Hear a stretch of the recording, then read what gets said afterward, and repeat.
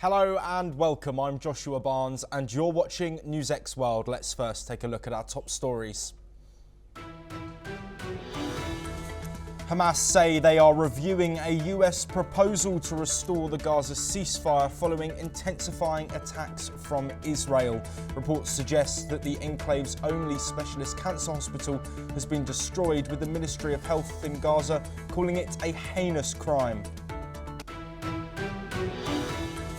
Meanwhile, in Israel, red alert sirens have sounded across the north of the country as Houthi rebels in Yemen send a missile that is intercepted. Elsewhere, 3 rockets have been fired from Lebanon, the first such attack since December. 2 people have been killed after Russia pounds the southeastern Ukrainian city of Zaporizhzhia. Further Russian strikes in the country have killed 3 people as Germany approves €3 billion of military aid for Ukraine. US President Donald Trump has revoked the legal status of 530,000 migrants from Cuba, Haiti, Nicaragua and Venezuela. The move, which is effective from April the 24th, cuts short a 2-year parole granted under the Biden administration. Elon Musk holds an unprecedented top-level meeting at the Pentagon as he continues his campaign to cut the US federal government. Musk also asks for prosecutions of officials leaking what he calls maliciously false information about the visit. The top diplomats from China, Japan and South Korea meet in Tokyo as the East Asian countries seek common ground on security and economics. Japanese Foreign Minister Takeshi Iwaya says the meet comes at a turning point in history. Boxing heavyweight legend George Foreman has died at the age of 76. Known as Big George, the boxer competed for decades, winning the heavyweight world championship twice. The second time, he was aged 45.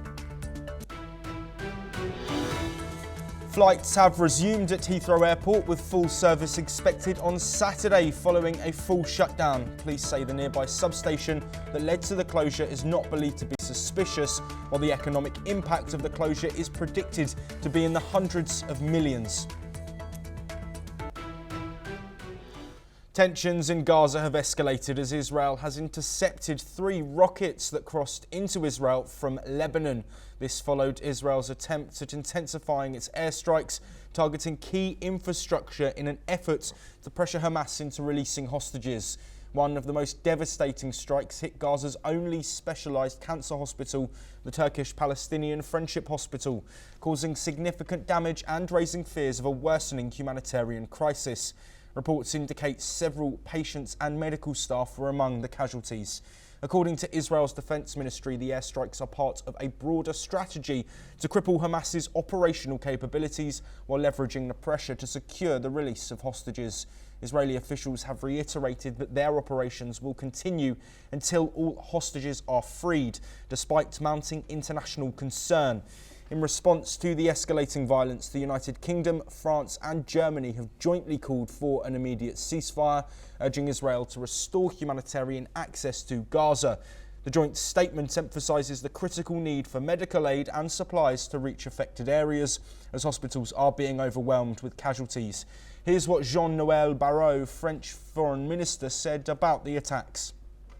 Je déplore l'attaque inacceptable qui a touché un bâtiment des Nations Unies à Gaza, qui a blessé des personnels des Nations Unies et blessé grièvement 2 de nos compatriotes. Le consulat de France est pleinement mobilisé et en soutien, et j'exprime toutes mes pensées aux victimes, pour leurs proches et pour leurs familles. Meanwhile, the United Nations and other humanitarian organisations have condemned the attacks on medical facilities. They stress that targeting healthcare infrastructure violates international humanitarian law. The United Nations Rights Office has expressed horror as at least 200 children and more than 110 women have reportedly been killed in Israel's renewed attacks on Gaza just this week. The international community has expressed deep concern over the worsening conditions in Gaza, calling for restraints from all parties. Here is what Sigrid Kaag, the UN Special Coordinator, said at a recent UN meeting. Madam President, I'd also like to express my profound alarm at the resumption of hostilities in Gaza this week, which has already killed hundreds, mostly women and children. And I would like to echo the Secretary General's call for the resumption of serious negotiations for the ceasefire, unimpeded humanitarian access, and for the remaining hostages to be released immediately and As the conflict intensifies, diplomatic efforts continue behind the scenes to de-escalate the situation, but both sides remain entrenched in their positions. The humanitarian impact continues to grow as strikes persist and relief efforts face severe challenges. The army has struck 2 military bases in central Syria, one in Palmyra after a war monitor reported that the airbase in the city had been targeted since rebels overthrew Bashar al-Assad's regime in December. Israel has launched hundreds of strikes on military sites in Syria. They have claimed that it wants to prevent weapons from falling into the hands of the new authorities.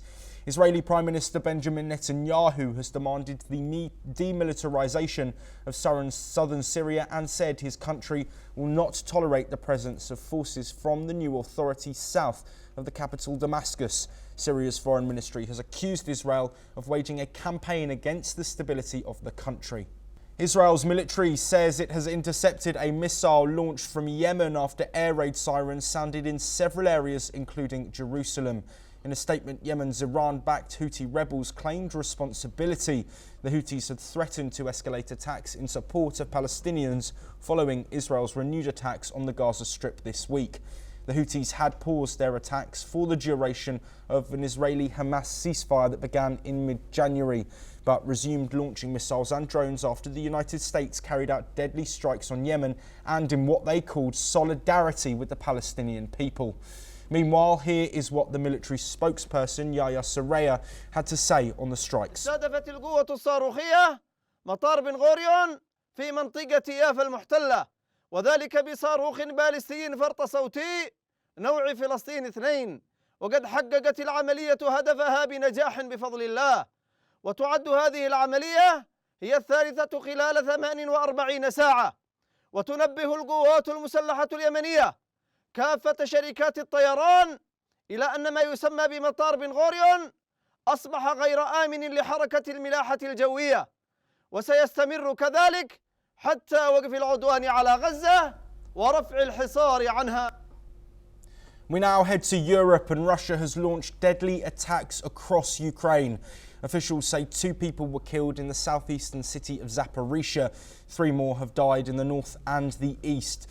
Zaporizhia's governor, Ivan Fedorov, says the city was hit more than 10 times.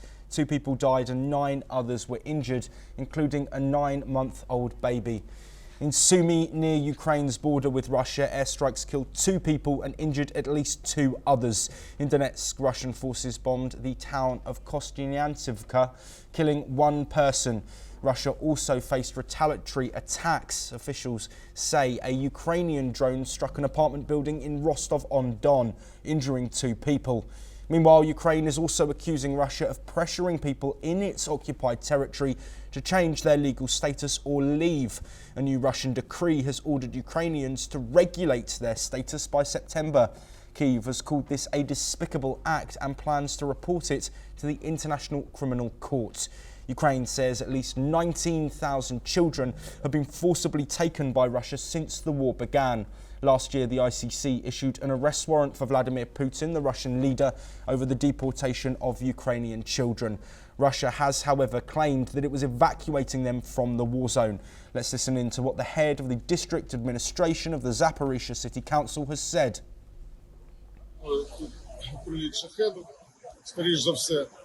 Тобто наразі всі служби і міської ради, і державні, і ДСНС, і поліція, всі на місці. Зараз розбирання завалів. Тобто інформація по постраждалих уточнюється. Чуть пізніше цю інформацію отримаєте. Районна адміністрація вже починає обход і опрос. Now to East Asia, and foreign ministers from Japan, China and South Korea met on Saturday to strengthen cooperation amid rising tensions in the region. The meeting focused on key issues including low birth rates, natural disasters and cultural exchanges. The trilateral talks are seen as a milestone for Japan, which has territorial and historical disputes with both China and South Korea. The ministers also discussed North Korea's missile and nuclear programs, Russia's war on Ukraine, and other regional challenges. Japanese Foreign Minister Takeshi Iwaya emphasised the importance of their cooperation for global peace. This meeting paves the way for a trilateral summit later this year. Japan and China will also hold high-level economic talks, marking their first such dialogue since 2019. The growing partnership between Japan and South Korea comes amid shared concerns over China's rising influence in the region. Let's have a look at what South Korea's foreign minister said during the meeting. 한반도 문제에 대한 한중 간 전략적 소통도 매우 중요하다고 생각합니다. 한중 관계가 한반도를 포함한 영내 평화 안정에 기여할 수 있는 방안에 대해서도 함께 고민하는 시간이 되길 바랍니다. We now head to North America, and US President Donald Trump has awarded Boeing a major defense contract to build the next generation air dominance fighter jet for the United States Air Force. This will be America's first sixth-generation fighter jet. The new jet, called the F-47, will replace Lockheed Martin's F-22 Raptor. Boeing's win is a big boost for the company, which has faced problems with its commercial and defence projects. Following the announcement, Boeing shares rose 5%. Lockheed Martin, which lost the contract, saw its stock fall nearly 7%. Trump says the jet will cost less than the F-22 and be more adaptable to future threats. Reportedly, the contract could be worth more than $20 billion. Boeing has struggled recently with cost overruns and delays, but this victory will mark a turning point in the company's fortunes. Let's listen in to what Trump said. After a rigorous and thorough competition between some of America's top aerospace companies, the Air Force is going to be awarding the contract for the next generation air dominance platform to Boeing. As you know, it was highly competed for. There was a lot of competition, generals, and it's been going on for a long time. Very, very tough competition, but this plane is produced numbers that nobody's ever seen before. The F-47 will be the most advanced, most capable, most lethal aircraft. Staying in North America, and Canadian Prime Minister Mark Carney said Canada could offset the effects of any US tariffs by removing internal trade barriers, and that he aimed for free trade within the country by July the 1st after meeting provincial and territorial leaders. US President Donald Trump imposed 25% tariffs on Canadian imports of steel and aluminium in March, with further tariffs to follow on April the 2nd. Canada sends 75% of its exports to the United States, and a third of all imports come from its southern neighbour.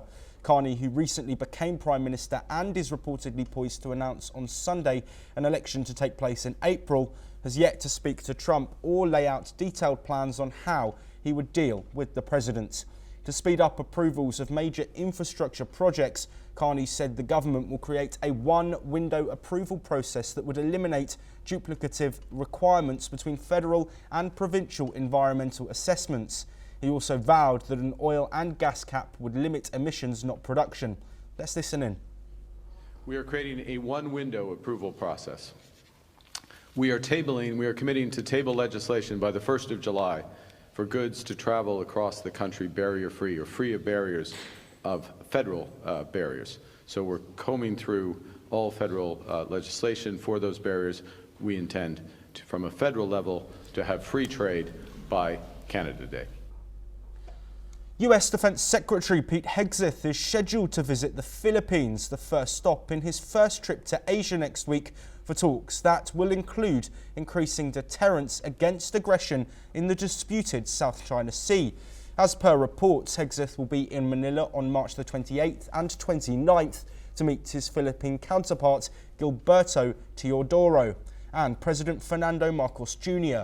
Talks will touch on increasingly assertive actions by Beijing in the South China Sea and more significant support to Philippine security forces by the Trump administration. In his first telephone talk with Teodoro last month, Hegseth reaffirmed the ironclad US commitment to the 1951 Mutual Defence Treaty and its importance for maintaining a secure and prosperous Indo-Pacific. Staying in Asia, and India has deported 27 Myanmar nationals, including a minor, after they completed their jail terms. The deportation occurred on Friday at the Moreh border checkpoint in Manipur, located at the Indo-Myanmar Friendship Bridge. These individuals had entered India illegally and were detained at a foreign detention centre near Manipur's central jail in Impal East District. Once their sentences were completed, Indian authorities facilitated their handover to Myanmar officials. At around 11 a.m, Indian officials handed over the detainees to Myanmar immigration officers. A team comprising Moreh police, Indian immigration officers and personnel from the Assam Rifles coordinated the process. The Myanmar nationals were transported from the detention centre at the Sajiwa jail to the border on Thursday. This deportation marks a significant move in managing illegal immigration and strengthening border security between India and Myanmar. Moving on, in the United States has barred former Argentine President Cristina Fernández de Kirchner from entering the country over alleged corruption charges. The US State Department announced the decision on Wednesday, citing ongoing investigations into graft and misuse of public funds during her time in office. Fernández de Kirchner, who served as Argentina's president from 2007 to 2015 and later as vice president, has long faced accusations of embezzlement and money laundering. US officials stated that the ban reflects a commitment to holding foreign leaders accountable for corruption and safeguarding the integrity of international relations. The move has sparked outrage among Kirchner's supporters in Argentina, where she remains a powerful political figure. Her allies have condemned the decision as politically motivated, while opposition leaders argue it underscores the severity of the charges against her. The ban comes at a time of significant political tensions in Argentina, as President Javier Milei's administration pursues economic reforms and attempts to secure a new loan from the International Monetary Fund. Critics argue that the US decision could strain diplomatic ties between the two countries. Kirchner has consistently denied any wrongdoing, framing the charges as part of a politically driven campaign against her and her legacy. Her legal team plans to challenge the entry ban, calling it an overreach of US jurisdiction and a violation of diplomatic norms. As the fallout from the decision continues, analysts are closely watching how it might impact US-Argentine relations and whether it could influence ongoing negotiations with the International Monetary Fund. George Foreman, the two-time world heavyweight boxing champion and Olympic gold medalist whose legendary rivalry with Muhammad Ali culminated in the famous Rumble in the Jungle title bout, has died at the age of 76. Foreman's victory over Soviet fighter Jonas Chapelis at the 1968 Olympic Games in Mexico sparked the beginning of his professional career, but his celebration was also significant. He took a small American flag and waved it to every corner of the stadium, giving a memorable moment. Following his passing, several celebrities, including Mike Tyson, Jake Paul and William Shatner, poured heartfelt tributes to the boxing legend while extending their heartfelt condolences to the family. In North America, US President Donald Trump today denied that he signed a proclamation to deport Venezuelans accused of gang crimes, but the White House says otherwise. A statement from the press secretary confirmed Trump signed an order using a 227-year-old law called the Alien Enemies Act of 1798. It targeted members of the Tren de Aragua gang, calling them a foreign terrorist group. This order allowed the supposed gang members' deportation to the infamous Quecot prison in El Salvador. Trump's denial contradicts his own administration's announcement. This comes as a federal judge has now blocked President Donald Trump from using this law to deport supposed gang members. Trump claimed members of the Tren de Aragua gang were waging irregular warfare against the United States. He signed a proclamation to deport them under this law. Let's listen to what Trump and the White House Press Secretary Caroline Leavitt have said. Because we want to get criminals out of our country, number one, and I don't know when it was signed because I didn't sign it. Other people handled it, but Marco Rubio's done a great job, and he wanted them out, and we go along with that. We want to get criminals out of our country. Judge, this radical left judge, he should be saying, why did Biden allow these criminals in our country? That's what he should be doing. The concept of getting bad people murderers, rapists, drug dealers, these are really some bad people out of our country. I ran on that. And as you saw this past weekend, the president used his authority under the Alien Enemies Act to deport foreign terrorists. Tren de Aragua is now a designated foreign terrorist organization. And as I said, there were nearly 200 Tren de Aragua members who were sent to El Salvador this weekend. Countless lives will be saved because of this action.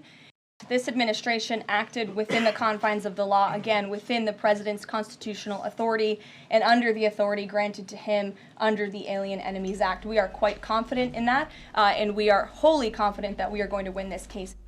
Meanwhile, US President Donald Trump has revoked the legal status of approximately 530,000 immigrants from Cuba, Haiti, Nicaragua and Venezuela. The decision affects individuals who have been living and working in the United States under temporary protected status, leaving them at risk of deportation. The White House stated that the decision was part of a broader effort to tighten immigration policies and prioritise national security. Homeland Security Secretary Chad Wolf said the administration is focused on ensuring that TPS designations reflect current conditions in the home countries and are not used as a means of indefinite residency. Immigrant advocacy groups have strongly condemned the move, calling it a humanitarian crisis in the making.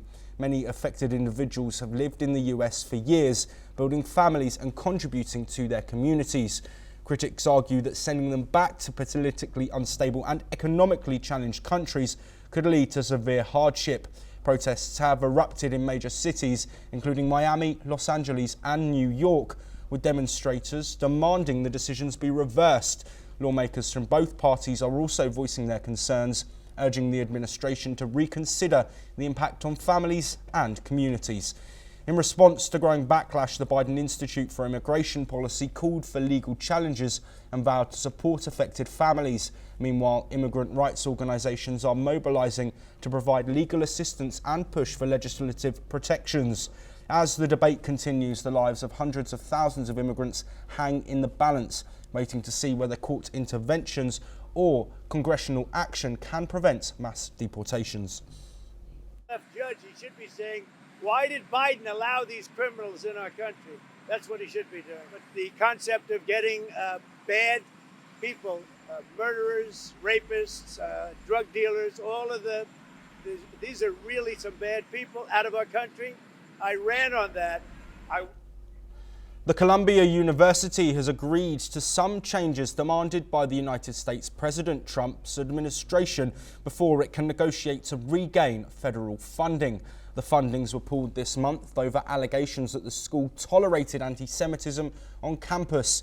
The Ivy League university accepted several demands in a 4,000-word message from its interim president. The university said it had agreed to hire a new internal security force of 36 special officers who will be empowered to remove people from campus or arrest them.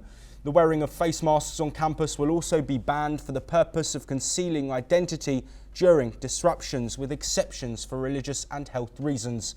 Columbia will also adopt a formal definition of anti-Semitism, something many universities have shied away from, even as they, like Columbia, face pressure to do so amid protests on their campuses over the war in Gaza. The agreement has stunned and dismayed many members of the faculty and could signal a new stage in the administration's escalating clash with elite colleges and universities. Staying in America, and the US Justice Department has moved to shield President Donald Trump from civil lawsuits over the January 6 Capitol attack. Government lawyers told a federal judge that Trump should be replaced as a defendant, arguing he was acting within his official duties before and during the riots. Trump's supporters stormed the Capitol after he falsely claimed widespread voter fraud in the 2020 election. Police and Democratic lawmakers sued him. Police officers and Democratic lawmakers have filed 8 lawsuits against Trump. They have accused him of inciting violence and aiding attacks on police. These cases have been consolidated under one federal judge. The Justice Department's position now contradicts its earlier stance under President Joe Biden. Previously, prosecutors said Trump's actions were not part of his official duties. Trump has denied all allegations and claims he is immune because he was president at the time. He has also tried to influence the Justice Department, with his allies pushing government lawyers to support his defence. A judge has not yet ruled on his immunity claim. A federal court earlier rejected it, but left room for Trump to make his case again. Staying in America, and Voice of America journalists are suing the Trump administration. They say the government has violated their First Amendment rights by shutting down US-funded news agencies. Last week, over 1,300 employees were placed on leave. Funding for several news services was cut. The lawsuit claims this move broke federal law and silences independent media. The cuts are part of a broader push by President Donald Trump to shrink the federal government. They argue taxpayer money should not fund news outlets that don't align with American interests. The lawsuit warns that closing these agencies will help authoritarian regimes. It says people in many countries have lost access to objective news. Voice of America, Radio Free Europe and Radio Free Asia had over 425 million weekly listeners before they were shut down. Moving on to South America, and Peruvian protesters have clashed with police as hundreds marched to Congress in Lima. The protesters are demanding stronger action against organised crime after a rise in extortion and murders. Peru's Congress has removed its interior minister from office. This was owing to his failure to control the surge in violence. Public outrage grew after the murder of popular singer Paul Flores. He was shot when attackers targeted his band's tour bus in Lima. In response, President Dina Boluarte has declared a state of emergency. Soldiers have been deployed to help the police. Peru has recorded over 2,000 killings this year, a sharp rise from 2023. Indonesia's Lewatobi Laki-Laki volcano has erupted, sending ash clouds more than 8 kilometres into the sky. Authorities have raised the alert level to the highest status, warning of ongoing eruptions and potential lava floods. The eruption in East Nusa Tenggara province follows dozens of smaller ones since March the 13th. A disaster mitigation agency spokesperson confirmed one person was injured during evacuations. The further details remain unclear. The volcanic ash forced Australian airline Jetstar to cancel flights between Australia and Bali, though operations were expected to resume in the afternoon. Bali's airport remains open, but 7 international flights were cancelled and several domestic flights were delayed. Lewatobi Laki-Laki erupted in November last year, killing at least 9 people and displacing thousands. Indonesia, home to nearly 130 active volcanoes, sits along the Pacific Ring of Fire, making it one of the world's most seismically active regions. Moving to South America, and Peruvian protesters clashed with police as hundreds marched to Congress in Lima. The protesters are demanding stronger action against organised crime after a rise in extortion and murders. Peru's Congress has removed its interior minister from office. This was owing to his failure to control the surge in violence. Public outrage grew after the murder of popular singer Paul Flores. He was shot when attackers targeted his band's tour bus in the capital. In response, President Dina Boluarte has declared a state of emergency. Soldiers have been deployed to help the police. Peru has recovered over 2,000 killings this year, a sharp rise from 2023. We now head to Europe, where flights have resumed at Heathrow Airport following a major power outage caused by a fire at a nearby substation. Officials expect a full service to be restored today after the disruption grounded flights and diverted inbound planes across Europe, impacting around 200,000 passengers. Heathrow's chief executive, Thomas Waldby, called the outage unprecedented and apologised for the chaos, acknowledging the airport could not protect itself. 100% authorities confirmed the fire was not suspicious, with investigations focusing on electrical disruption equipment. British Airways cleared 8 long-haul flights to depart Friday evening and is contacting affected passengers. The UK government temporarily lifted restrictions on overnight flights to ease the congestion. Airlines including British Airways, Air Canada and United Airlines have resumed operations, prioritising repatriation flights. Heathrow lost power equivalent to a mid-sized city, with backup systems unable to sustain full operations. Passengers are being advised to check with airlines for further updates. Kim Jong-un has expressed full support for Russia's war in Ukraine. He met with Russian Security Chief Sergei Shoigu in Pyongyang and reaffirmed his support. North Korean state media confirmed the meeting. The discussion between Shoigu and Kim covered the war in Ukraine, Russia's talks with the Trump administration, and security on the Korean peninsula. Both sides reaffirmed their mutual defence pact under this agreement. Both countries pledged their support if either nation faces attacks. Kim vowed to stand by Russia in its fight to protect its sovereignty. Putin sent a message through Shoigu thanking North Korea for its solidarity. Reporters say North Korea has been supplying Russia with weapons for this war. Intelligence suggests it also sent thousands of troops last year. Recent reports claim troops have been deployed. Some analysts believe Kim may visit Russia soon. Shoigu's visit could be part of those preparations. Well, that is all we have time for, but we will continue to bring you more of the latest international news.